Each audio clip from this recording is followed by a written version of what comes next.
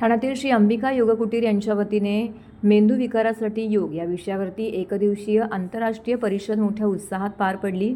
श्री अंबिका योग कुटीर ठाणे संस्थापक निकम गुरुजी हे या संस्थेद्वारे आरोग्य क्षेत्रात कार्यरत होते।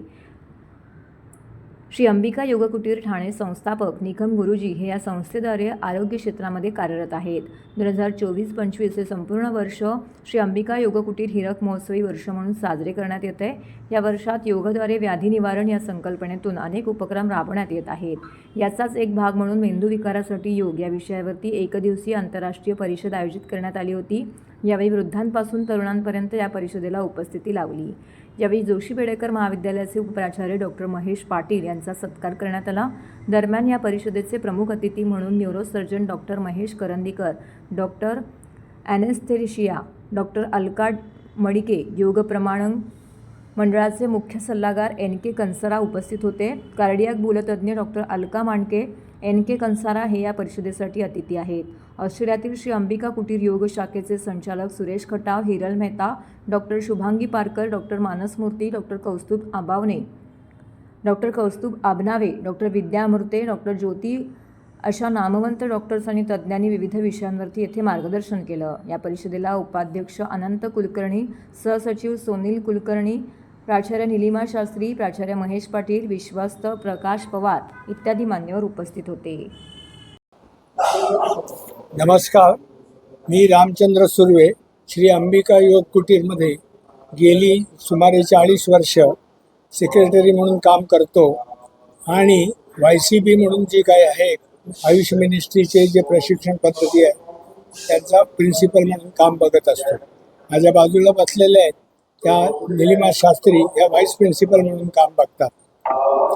तर योगाच्या क्षेत्रात हे जे न्यूरोलॉजिकल आहे, अलीकडे मी लोकसत्तेमध्ये एक आर्टिकल वाचलं, त्याला म्हणतात योग रॉट, म्हणजे नाही ब्रेन रॉट म्हणून एक आर्टिकल आलं।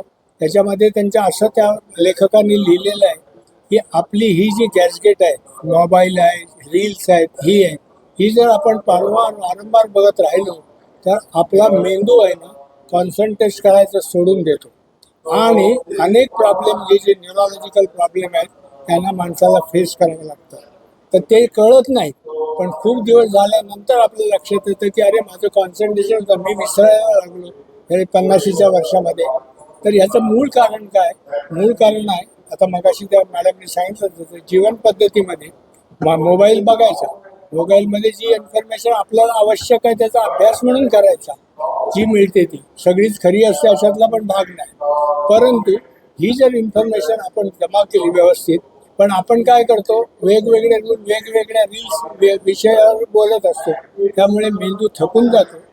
आणि मायक्रोसॉफ्टमध्ये 2000 मोबाईल ऑपरेटर्स म्हणजे वापरणाऱ्या लोकांचा सर्वे केला। त्याच्या त्यांच्या लक्षात असं आलं की 2000 लोक ही जी आहेत ही 8 सेकंद सुद्धा कॉन्सन्ट्रेट करू शकत नाही। हे जर आलं तर ही केवढी मोठी थ्रेट पुढच्या जनरेशनला आहे हे आपल्याला लक्षात घ्यावं लागतं। आणि त्याच्यासाठी हे विद्वान लोक आहेत न्यूरोसायन्समधले, यांना बोलून आमच्या शास्त्री मॅडमनी ठरवलं की या लोकांना बोलून ह्याचं महत्त्व समाजामध्ये पटवून द्यायला पाहिजे। योगाचा जो अभ्यास आहे हा प्रिव्हेंटिव्ह आहे, तसा क्युरेटिव्ह पण आहे। सुरुवातीच्या स्टेजेसला जर मुलं आली तर त्यांना विश्वासात घेऊन आत्महत्येपासून वाचवता येतं।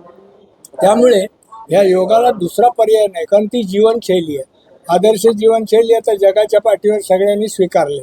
आता सरकारच्या दरबारी आता आपण म्हणतोय हॉस्पिटलमधनं योग टीचर नियुक्त करायला लागले, कारण त्यांनी सांगितलेलं आहे back of every disease lies a cause where no drug can reach. कुठलंही औषध त्या व्याधीपर्यंत पोहोचत नाही, कारण ते सिम्टमॅटिक ट्रीटमेंट करते आणि ती व्याधी माणसाच्या मनामध्ये आहे। सगळे रिपोर्ट आपले चांगले आले, reports are very clear, doctor सांगतो, तरी पण तो पेशंट म्हणतो मला बरं नाही। हे काय आहे, बरं होणं न होणं त्याच्या मानसिकतेवर अवलंबून आहे।